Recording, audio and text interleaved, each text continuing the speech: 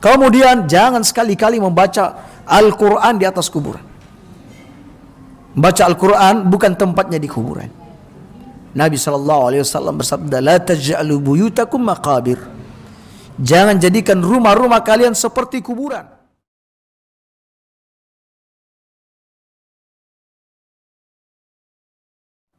Assalamualaikum warahmatullahi wabarakatuh. Innal hamdalillah nahmaduhu wa nasta'inuhu wa nastaghfiruh wa na'udzu billahi min sururi anfusina wa min sayyiati a'malina. May yahdihillahu fala mudilla lahu wa may yudlil fala hadiya lahu. أشهد أن لا إله إلا الله وحده لا شريك له وأشهد أن محمدا عبده ورسوله. قال الله تعالى يا أيها الذين آمنوا اتقوا الله حق تقاته فلا تموتن إلا وأنتم مسلمون. يا أيها الذين آمنوا اتقوا الله وقولوا قولا سديدا يصلح لكم أعمالكم ويغفر لكم ذنوبكم ومن يطع الله ورسوله فقد فاز فوزا عظيما. أما بعد, Nabi sallallahu alaihi wasallam bersabda, "May yuridillahu bihi khairan yufaqihu fid din." Siapa yang Allah kehendaki kebaikan untuknya, maka ia akan difahamkan dalam urusan agamanya. Mafhum kebalikannya, mafhum mukhalafahnya, berarti siapa yang tidak diinginkan kebaikan oleh Allah Subhanahu wa taala, maka Allah tidak fahamkan dia dalam urusan agamanya. Allah jauhkan dia dari sumber-sumber kebaikan. Kaum muslimin, mari kita lanjutkan kajian kitab tentang jenazah, di mana kita sudah sampai pada bab tentang etika berziarah kubur. Yang sebelumnya kita sudah membahas tentang hal-hal yang dilakukan oleh seorang terhadap mayit mereka, baik dari sisi menguburkannya atau dari sisi bertakziah. Sekarang etika ziarah kubur. Kaum muslimin, berikut di antara adab atau etika yang mesti dijaga oleh para penziarah kubur. Pertama, bahwa niat atau tujuan berziarah kubur adalah untuk mengingat mati, untuk mengingat akhirat, untuk mendoakan mayit-mayit kita, juga mengucapkan salam kepada mereka. Hal ini didasarkan pada hadis Nabi sallallahu alaihi wasallam, "Kuntu nahaitukum an ziyaratil qubur." Dahulu aku melarang kalian ziarah kubur. Fazuruha, ala fazuruha. Maka sekarang berziarahlah. Dalam ilmu usul, ini adalah salah satu contoh dari nasih mansukh, yaitu hadis terhapus dengan hadis, atau hadis menghapus hadis. Bahwa dahulu Nabi sallallahu alaihi wasallam melarang ziarah kubur, lalu Nabi sallallahu alaihi wasallam membolehkannya. Apa tujuannya? Fa innaha turiqul qalba, karena sesungguhnya ziarah kubur ini bisa melembutkan hati. Wa tudmi'ul aina, dapat membuat mata ini menangis. Wa tudzakkirul akhirah, mengingatkan akhirat, dan juga dapat mengingatkan akhirat. Wala taqulu hujran, dan jangan sekali-kali mengucapkan kata-kata yang tidak pantas, perkataan-perkataan yang keji di saat berziarah kubur. Oleh karena itu, barang siapa di antara kita yang merasakan kekerasan hati, mata yang sulit untuk menangis, juga banyak terlalaikan dunia, lupa dengan akhirat, maka sesekali atau bahkan sesering mungkin untuk berziarah kubur. Kemudian kaum muslimin, Aisyah bercerita radhiyallahu anha, kana Rasulullah sallallahu alaihi wasallam kullama kanat lailatuha, adalah Rasulullah sallallahu alaihi wasallam di setiap kali malam giliran Aisyah, setiap malam giliran Aisyah, yakhruju fi akhiril laili ila al-baqi', Nabi di bagian akhir malam beliau meninggalkan rumah menuju ke Baqi, pemakaman Baqi, Baqiul Gharqad.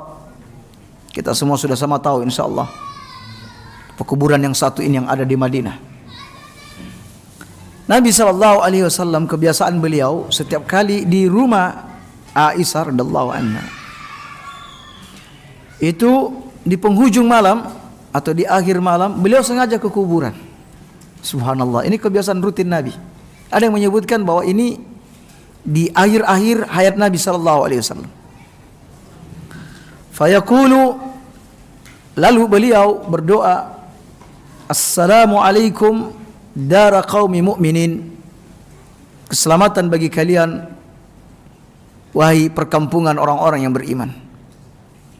Ya, ini menunjukkan bahwa Nabi SAW sesering mungkin ziarah kubur. Yang mana sunnah ini mungkin jarang kita lakukan.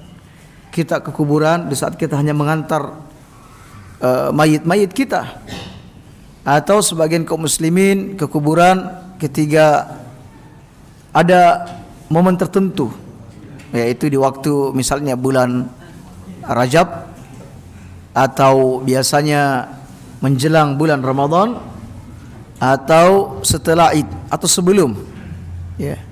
Sehingga kami lihat kembang-kembang di bunga, kembang di Jember ini, ya, laris manis.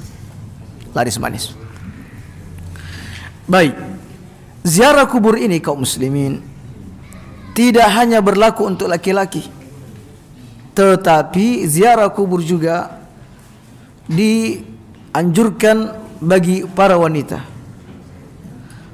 Pertama, dengan alasan dan dasar bahwa untuk melunakkan hati, untuk melembutkan hati, untuk mengingat kematian dan akhirat juga sama dibutuhkan oleh wanita. Yang kedua, sabda Nabi, dulu aku melarang kalian ziarah kubur, maka berziarahlah. Ini berlaku umum. Jikapun itu ditujukan kepada laki-laki, maka Nabi bersabda, innaman nisa saqaiqur rijal. Wanita itu adalah saudara kandungnya laki-laki. Wabil khusus, Nabi SAW pernah ke kuburan dan menjumpai wanita muslimah di sana yang tengah menangis di sisi kubur. Nabi SAW bersabda kepadanya, isbiri, ittaqillah wasbiri, takutlah kepada Allah dan bersabarlah. Alias Nabi mentakrir, membenarkan keberadaan wanita ini di kubur.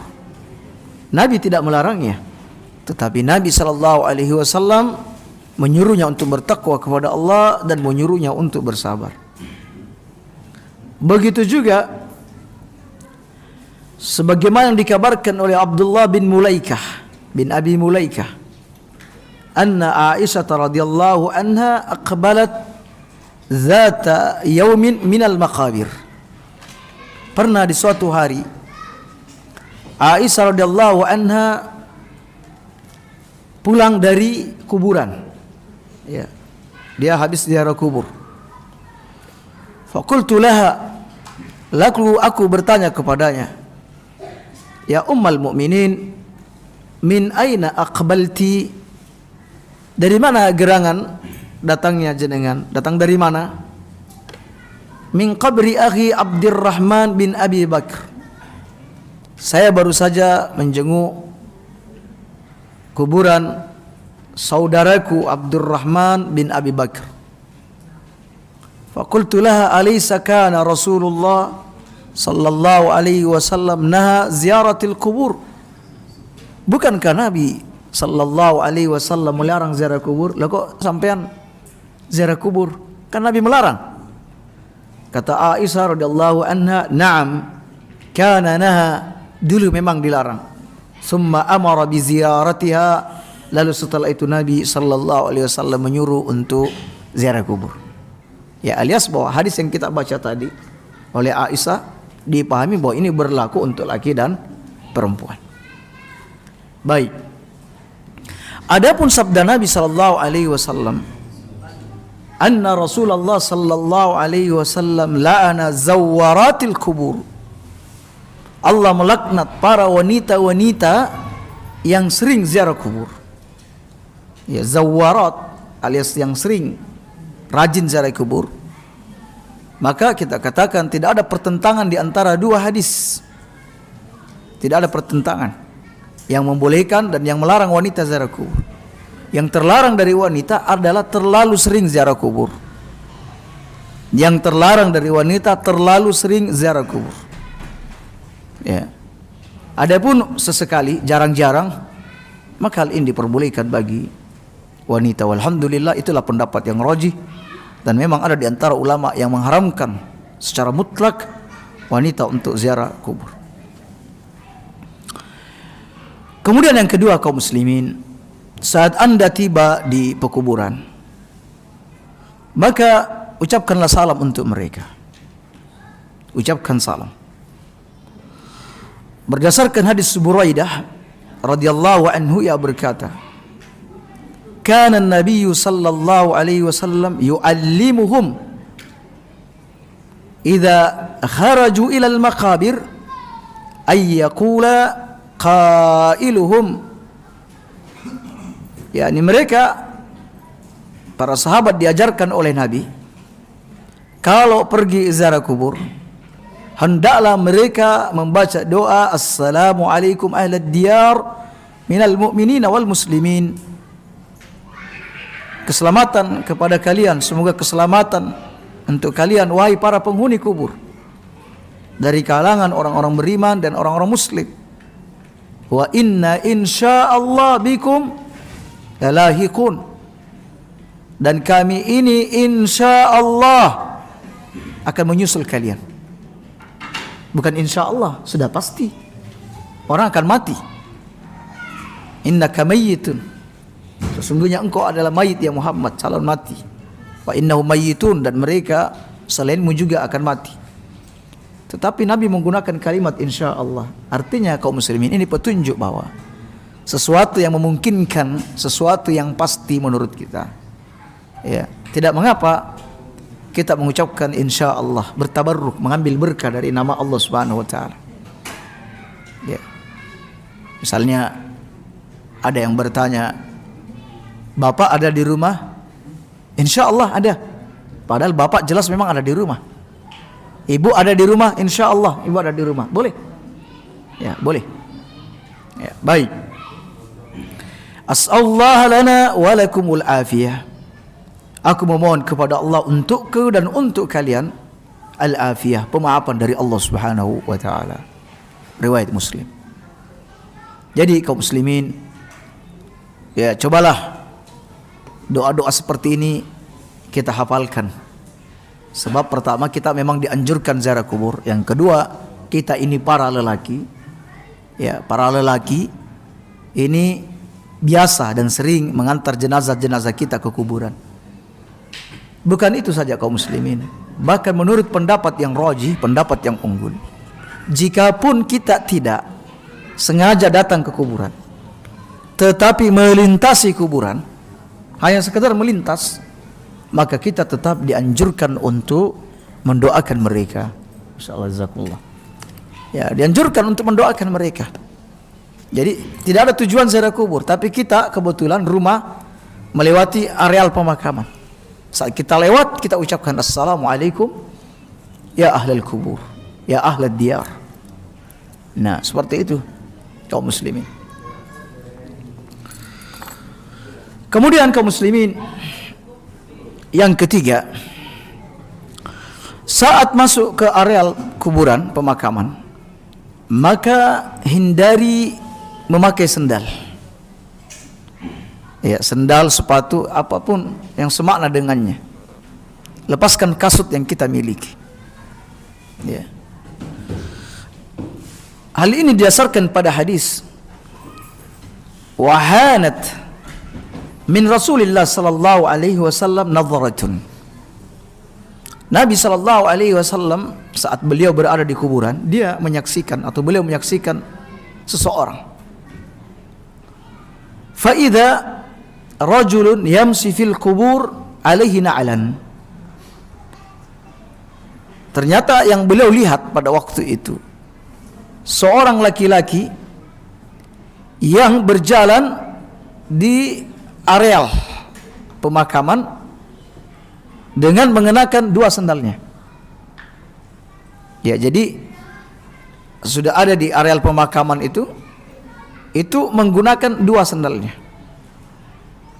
Nabi bersabda, "Ya sahiba sibtayai, ya sahiba as-sibtayain." Wahai pemilik dua sandal, waihak, celakalah kamu, tanggalkan kedua sandalmu itu. Ya, celakalah kamu, tinggalkan atau tanggalkan kedua sandalmu itu. Fanadhara rajul, maka laki-laki yang ditegur tadi menoleh. Falamma arafa Rasulullah sallallahu alaihi wasallam khala'ahuma. Ketika ia tahu bahwa yang menegur itu adalah Rasulullah, ia pun menanggalkan kedua sandalnya, farama bihima, lalu beliau mencampakkannya. Ya. Ini menurut satu pendapat. Tetapi tidak semua ulama sepakat dengan hal ini. Sebagian mereka mengatakan boleh-boleh saja menggunakan kasut atau sandal di areal pemakaman. Berdasarkan hadis, innal abda idza wudi'a fi qabrihi, hamba itu ketika diletakkan di kuburnya, wa tuwliya, ia diletakkan, wa dhaba ashabuhu, dan kawan-kawannya, para pengantar semua pada pergi, hatta innahu la yasma'u qar'a ni'alihim, sehingga si mayit mendengar suara suara sendal-sendal mereka. Saat mendengar suara-suara sendal mereka, atahu malakan, didatangi oleh dua malaikat. Fayaqulan, keduanya berkata, dan seterusnya. Ya, alias bahwa ketika mayit dikuburkan dan masih terdengar suara terompah-terompah mereka, sudah didatangi oleh malaikat. Ini kan menunjukkan bahwa masih jaraknya begitu dekat. Ya, begitu dekat antara pengunjung dengan yang dikubur atau mayit. Berarti ketika terdengar suara-suara sendal mereka, berarti ini pakai sendal. Ya, ini pakai sendal. Baik kaum muslimin. Di sini memang ada perbedaan pendapat. Yang mengatakan boleh, dia menggunakan dalil ini, dan yang mengatakan tidak boleh menggunakan dalil yang telah kami singgung sebelumnya. Tetapi jika ingin mengambil jalan yang selamat, jalur selamat, maka tanggalkan sandal itu. Karena ucapan Nabi kepada seseorang untuk menanggalkan sandal yang ia miliki, ucapan Nabi kepada seorang sahabat, maka ucapan ini berlaku untuk semua, berlaku untuk semua umatnya. Ya, kecuali kaum muslimin jika di areal pemakaman tersebut banyak onak, banyak duri atau yang semisal dengannya, maka Anda boleh mengenakannya menurut kesepakatan ulama. Tidak ada perbedaan di sana. Jika memang kuburan-kuburan kita ini banyak duri atau yang semisal darinya. Baik kaum muslimin, yang mana atau di mana posisi kita melepaskan sandal kita? Apakah di gerbang pemakaman? Mengingat sekarang pemakaman pun ada gerbang dan ada jalan yang membelah antara dua areal. Ada jalan untuk mempermudah penguburan. Jawabnya, yang dimaksud dalam hadis ini tentu ketika sudah mulai masuk ke areal pemakamannya, bukan jalannya. Sebab boleh jadi kaum muslimin ada kuburan yang luas berhektar-hektar, hanya karena sudah diberi gerbang akhirnya sendal ditanggalkan. Tidak seperti itu. Ya, jadi boleh-boleh saja, apalagi di perkampungan kadang ada perkampungan yang harus melintasi kuburan. Ya, lewat di areal pemakaman, tetapi ini sudah dibedah dengan jalan. Jadi boleh saja berkendara, dia tidak harus turun karena tidak ada kuburan yang diinjak. Nah, itu yang dimaksud. Jadi kalau ini ada jalan di tengah, di sini ada pemakaman, yang di sini ada pemakaman, maka saat masuk areal pemakaman ini, di situ kita menanggalkan sandal kita. Tidak harus dari gerbang. Baik. Kemudian berikutnya, saat Anda berada di kuburan, waspadalah, jangan sampai menginjak kuburan atau duduk di atasnya. Kita saksikan kaum muslimin, ini para lelaki di saat mengantarkan jenazah-jenazah mereka, itu biasa mereka duduk-duduk di kuburan sambil ngerokok. Ya, jadi sudah duduk di kuburan, ngerokok lagi. Ada juga mereka yang sambil menunggu jenazah diturunkan, mereka berdiri menginjak kuburan. Hindari kaum muslimin. Tidak ada kewajiban bagi Anda untuk merapat atau harus berkumpul ya dengan mayit tersebut. Anda bisa mengambil posisi yang jauh, biarkan yang bertugas untuk mendekat ke kuburan daripada menginjak kuburan. Nabi SAW bersabda, la ayyajlisa ahadukum ala jamratin. Salah seorang di antara kalian duduk di atas bara api. Fatuhriqa thiyabahu, sehingga bara api tersebut membakar bajunya. Ya. Fatakhlusa ila jildihi, hingga menembus kulitnya. Khairul lah min ayyajlisa ala qabrin. Itu lebih baik baginya daripada duduk di atas kuburan. Ya.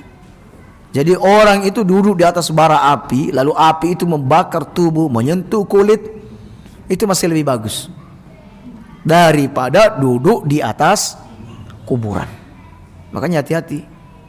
Duduk semakna dengan berdiri. Sebagian ulama mengatakan maksudnya duduk di sini buang air, maksudnya duduk buang air. Jawabnya tidak. Tidak. Hadis ini tidak menjelaskan tentang buang air di sana. Ya. Berarti kaum muslimin, kuburan ini juga memiliki kehormatan karena di dalamnya ada seorang muslim. Baik. Kaum muslimin, saat ziarah kubur, hindari pelanggaran-pelanggaran berikut ini. 1. Sengaja mengadakan safar atau perjalanan ke kubur-kubur tertentu, ya, dengan tujuan ibadah maksudnya. Seperti kuburan wali, kiai, habib, dan lain sebagainya, dengan niat mencari keramat dan barokah. Ya, serta mengadakan ibadah di sana, mungkin i'tikaf di sana. Ya, kaum muslimin, Nabi sallallahu alaihi wasallam melarang keras hal seperti ini. Nabi bersabda, la tasuddur rihal, jangan mengencangkan pelana. Maksudnya, jangan melakukan perjalanan jauh dengan niat yang begitu kuat. Illa ila salasati masajida, kecuali ke 3 masjid, yaitu Masjidil Haram, wa Masjidil Aqsa, wa masjidi, dan masjidku ini. Maksudnya kaum muslimin, ya, la tasuddur rihal, kita menganggap bahwa di tempat tersebut ada ibadah, di tempat itu ada keberkahan, di tempat itu ada sesuatu. Ya. Oleh karena itu, karena niat itu, makanya kita melakukan perjalanan ke sana. Ini tidak perbolehkan. Kalau mau cari keberkahan, tempat itu ada di masjid, dan masjid itu ada di 3 tempat, Masjidil Haram, Masjid Nabawi, dan Masjidil Aqsa. Ya. Maka misalnya kita di Jember ini misalnya ada makam wali, atau di wilayah perbatasan Jember Banyuwangi ada makam Habib di sana. Ya. Kita kemudian bertekad kuat ke arah sana, mengumpulkan kawan-kawan, iuran, ya. Bahkan tidak hanya sebatas itu, nanti sampai berapa wali. Ya. Maka ini masuk dalam kategori saddur rihal. Sebab jika tujuan berziarah kubur itu hanya sekedar untuk mengingat kematian atau untuk mengingatkan akhirat, maka kuburan-kuburan dekat rumah kita, di perumahan-perumahan kita itu sudah cukup. Ya, berarti ada niat lain, ada tujuan lain, sehingga ia pergi berziarah, berkunjung ke tempat-tempat yang jauh itu. Dan ini terlarang kaum muslimin. Ya.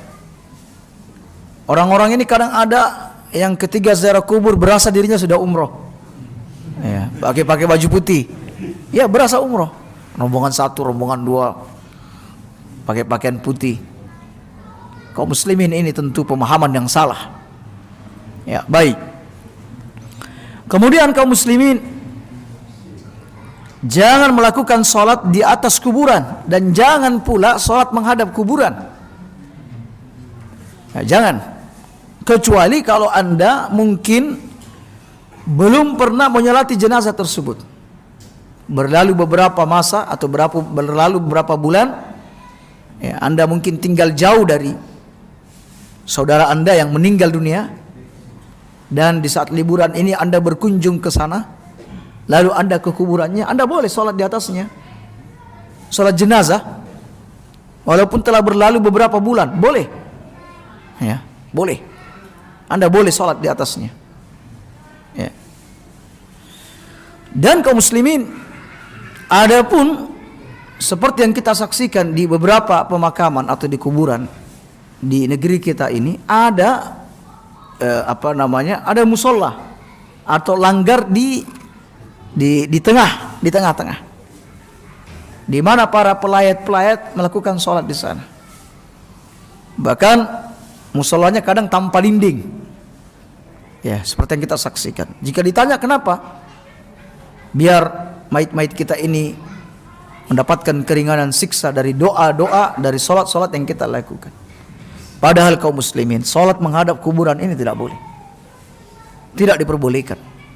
Nabi SAW bersabda, la tusallu ilal kubur. Jangan sholat menghadap kuburan. Jangan sholat menghadap kuburan. Tidak boleh. Menghadap itu kaum muslimin adalah ketika saya rukuk dan sujud dan di depan saya ada kuburan, itu namanya menghadap. Ya. Lalu bagaimana di masjid-masjid yang sudah terlanjur di depan imamannya itu ada kuburan? Sudah terlanjur. Ada berapa masjid bisa dihitung lah. Ya. Itu di depan imam ada kuburan. Ada dua kemungkinan kaum muslimin. Jika ternyata kuburan itu terlihat di saat kita rukuk, sujud, atau kita berdiri, maka ini tidak diperbolehkan. Haram hukumnya sholat di masjid tersebut. Jika masjid tersebut misalnya tertutupi dengan dinding, sehingga ketika orang berdiri, rukuk, sujud tidak terlihat, apalagi kuburan tersebut juga punya dinding, sehingga ada gang di antara keduanya, maka ini diperbolehkan. Masih diperbolehkan. Karena teks hadis menyebutkan la tusallu ilal kubur. Jangan salat menghadap kuburan. Alias menghadap di sini adalah berhadap-hadapan. Ya, terlihat. Bukan sekedar dia ada di depan kita. Sebab kaum muslimin, jika syaratnya tidak boleh ada di depan kita, mana ada masjid di dunia ini yang tidak menghadap ke kuburan? Ya, Masjid Al-Irsyad ini berapa kilometer ada kuburan di sana. Ya, tetapi itu yang dimaksud dalam hadis tersebut. Ya, masih dibolehkan. Baik kaum muslimin. Kemudian juga tidak boleh sholat di masjid yang di dalamnya ada kuburan. Ya, ada beberapa masjid-masjid di Indonesia seperti itu, tetapi jarang. Justru yang banyak kami saksikan adalah di Mesir. Ya, di mana masjid-masjid itu umumnya berisi kuburan. Ada yang di tengah kuburan, ada yang di tengah masjid. Jadi saat kita masuk di pintu utama, masuk berapa langkah di tengah masjid sudah ada kuburan. Ya. Ada yang di imaman. Ini imamnya, ini kuburan di sampingnya. Di dalam di dalam mihrab, bukan di luar. Ya, ada yang di samping kanan. Ya, ada yang ini imaman, tetapi ada pintu. Ya, ada pintu yang terbuka, orang bisa langsung masuk ke sana. Ya, semisal kuburan Hasan, ya, kuburannya Husain yang ada di Mesir. Ya, jadi orang kalau selesai sholat langsung berjalan menuju ke kuburan, ke makam tersebut untuk tawaf.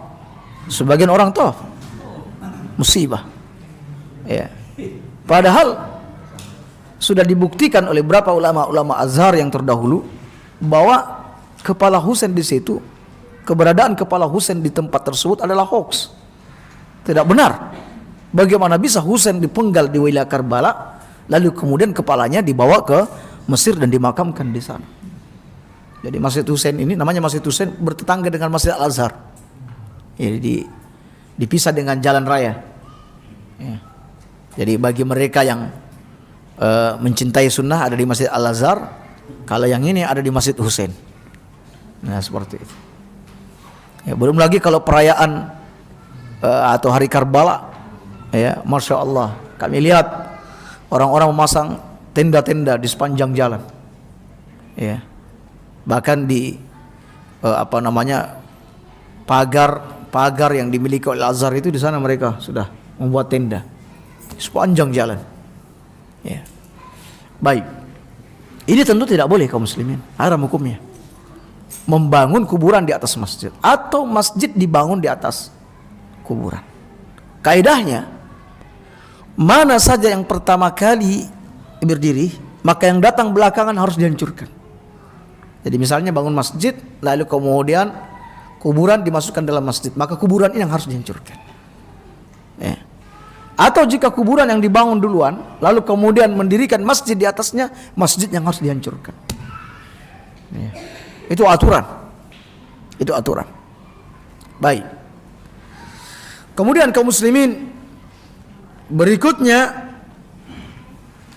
bertabarruk, cari berkah. Cari berkah pada orang soleh yang ada dalam kuburan. Kaum muslimin, berkah itu berasal dari Allah. Barokah itu berasal dari Allah. Menetapkan bahwa seseorang atau sesuatu makhluk itu ada keberkahan padanya, harus pakai dalil.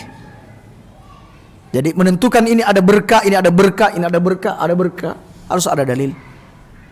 Ya. Sedang bertabarruk pada orang soleh yang berada di dalam kuburnya adalah bid'ah yang tidak ada dalilnya, dipastikan tidak ada dalilnya. Seandainya meminta berkah di makam adalah sesuatu yang disunnahkan atau mubah atau memiliki keutamaan yang besar, maka hal ini akan disunnahkan para sahabat Nabi Shallallahu Alaihi Wasallam. Begitu juga akan disunnahkan oleh para tabi'in. Ya. Meskipun mereka para tabi'in dikelilingi makamnya para sahabat, ya, di berbagai kota, di berbagai kota-kota Islam, misal di Irak, di Syam, ya, mereka dikelilingi dengan kuburan-kuburan para sahabat. Namun tidak ada seorang pun di antara mereka seperti yang terjadi di masa kini. Ya, secara rombongan pergi ke kuburan-kuburan para orang-orang soleh. Tidak ada kalangan tabi'in, tabi'ut tabi'in itu tidak ada seperti itu. Oh, ini kuburannya si fulan. Oh, ini kuburannya sahabat ini. Oh, ini kuburannya Abu Hurairah. Oh, ini kuburannya Abdullah bin Mas'ud. Tidak ada yang seperti itu. Kalau ada pada masa seperti itu malah jadi asing, aneh. Ya, aneh. Jadi tidak ada.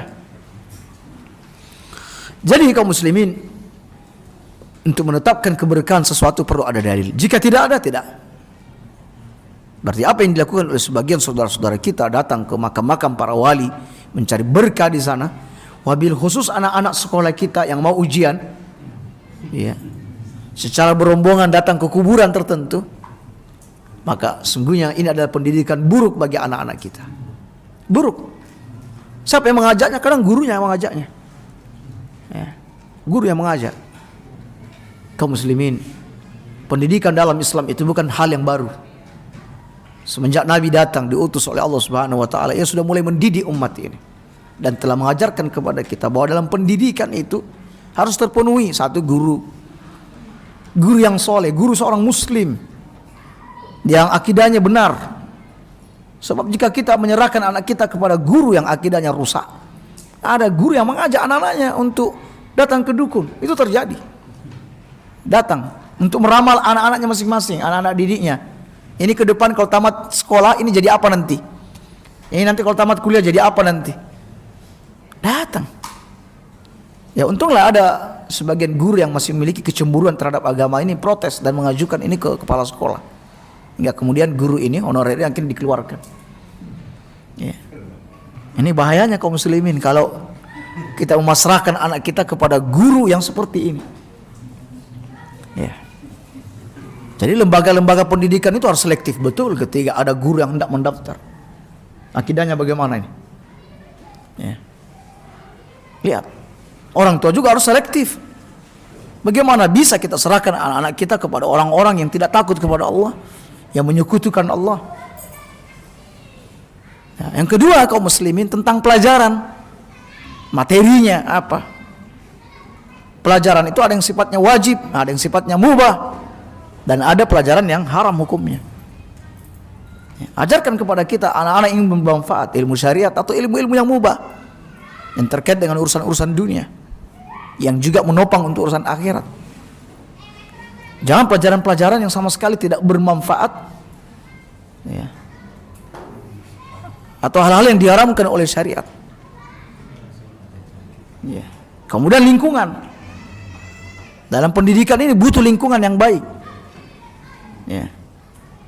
Sebab kadang orang tua sudah mendidik dengan baik, guru juga sudah mendidik yang baik, tapi lingkungannya rusak, akan rusak. Nah, hendaklah yang diperhatikan dengan baik. Jangankan dengan teman sekolah, kita dengan tetangga saja sudah harus diminta untuk berhati-hati. Ya. Nabi SAW sudah mengingatkan hal itu banyak kepada kita. Sampai orang bilang al-jar qabla ad-dar. Pilih tetangga sebelum memilih rumah. Karena tetangga yang buruk itu seperti api yang berada di samping rumah kita. Sewaktu-waktu jika kita lalai, rumah kita akan terbakar. Lalu bagaimana kalau teman duduknya, teman majelisnya? Maka orang tua benar-benar harus selektif memilih untuk teman bagi anak-anaknya. Baik. Kemudian kaum muslimin,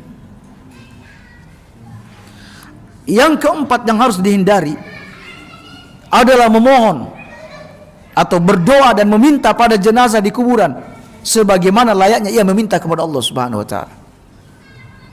Atau meyakini bahwa jenazah tersebut dapat menolak bala, dapat melapangkan kesempitan atau kesusahan hidup, dan dapat memenuhi hajat dan kebutuhan manusia.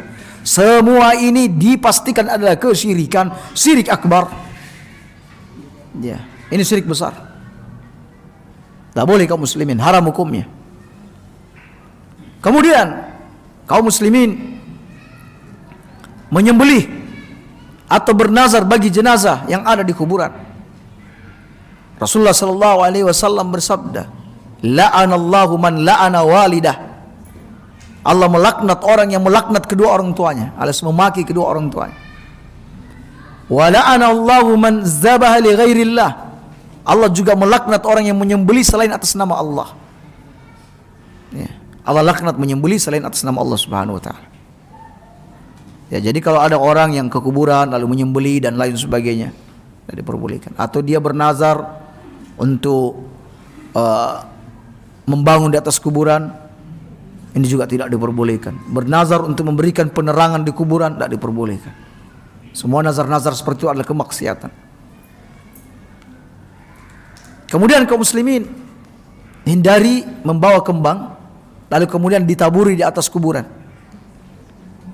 Ini perbuatan yang tidak memiliki asal dalam syariat. Tidak ada dasarnya. Ya, menaburi kembang kuburan-kuburan kita. Tidak ada. Begitu juga menanam pepohonan dengan maksud-maksud tertentu. Nabi SAW pernah melewati kubur yang ada di Madinah. Lalu beliau mendapati bahwa kuburan atau orang yang ada dalam kubur itu tengah disiksa. Maka Nabi mengambil pelepah korma dan membelahnya menjadi dua. Lalu beliau tancapkan di kuburan. Lalu Nabi berkata bahwa siksa orang ini diringankan selagi ini masih basah.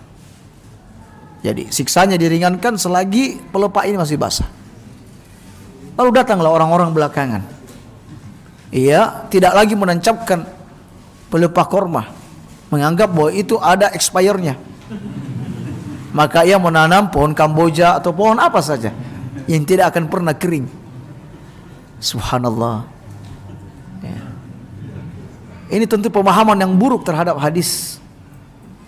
Pemahaman yang buruk kaum muslimin. Ya, Nabi melakukan ini karena ada petunjuk.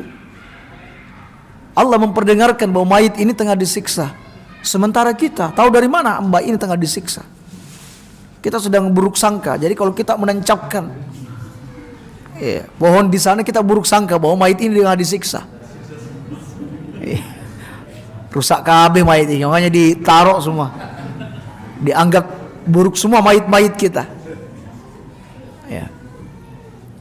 Kemudian Nabi mengatakan ini diringankan azabnya selagi ini mengering, selagi masih basah.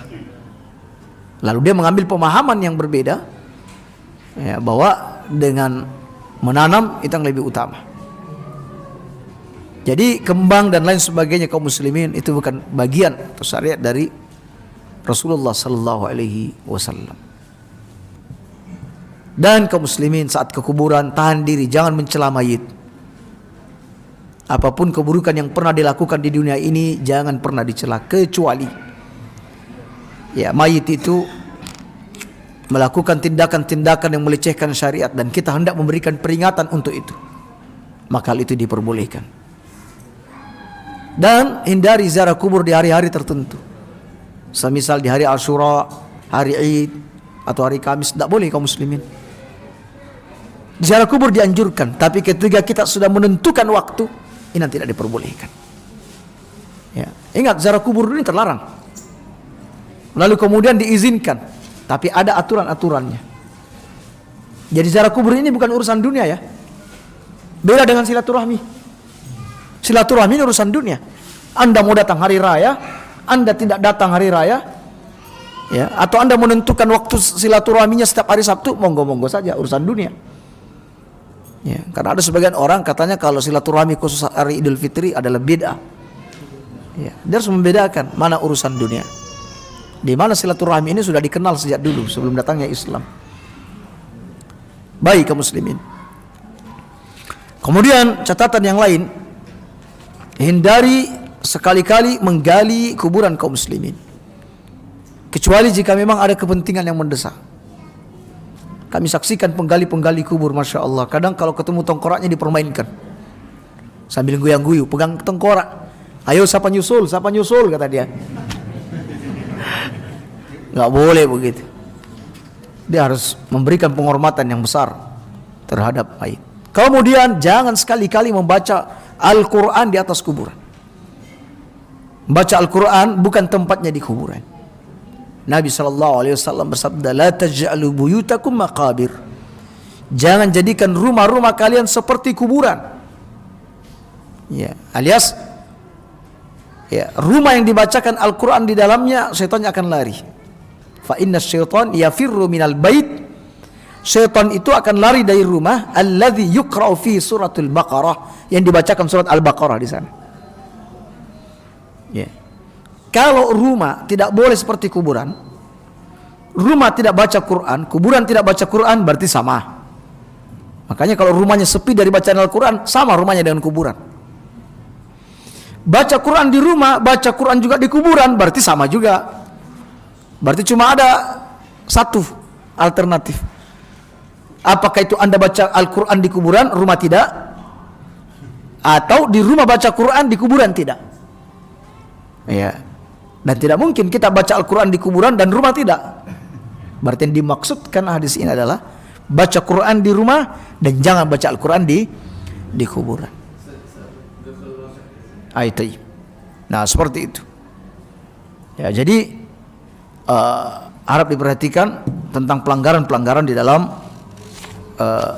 saat kita ziarah kubur. Insya Allah untuk persoalan kematian ini menyisakan satu pembahasan lagi, tentang apa yang bermanfaat bagi mayit setelah mayit itu meninggal dunia. Ini pembahasan penting. Jadi amalan-amalan apa saja yang dilakukan oleh orang hidup yang bisa memberikan manfaat kepada mayit-mayit mereka. InsyaAllah ini sebagai kajian penutup di pertemuan mendatang khusus untuk masalah jenazah, yang kemudian kita akan berpindah ke persoalan-persoalan yang lainnya. Demikian kita cukupkan sampai di situ. Mudah-mudahan kajian yang ringkas ini bermanfaat. Subhanakallahumma bihamdik, asyhadu an la ilaha illa anta astaghfiruka wa atubu ilaik. Assalamualaikum warahmatullahi wabarakatuh.